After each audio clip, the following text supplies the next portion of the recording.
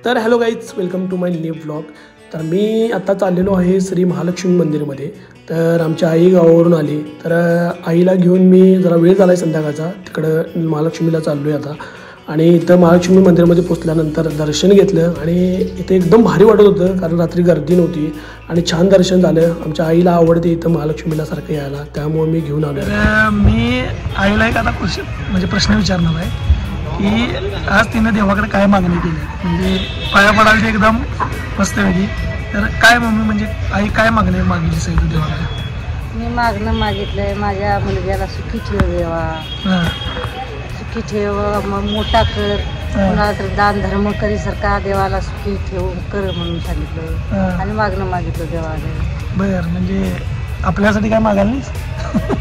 माझ्यासाठी नाही काय मागलं, म्हणजे माझ्यासाठी मागितली सर? मुलग्यासाठीच मागितलं. मुलग्यासाठीच मागितली आहे. दर्शन घेऊन आम्ही मंदिराची प्रदक्षिणा करत होतो आणि आई खूप साऱ्या गोष्टी मला सांगत होती, त्या मी ऐकत होतो. आईला पण मी काही गोष्टी सांगत होतो आणि हा सुंदर असा टिपलेला क्षण आहे आणि मला खूप भारी वाटलं.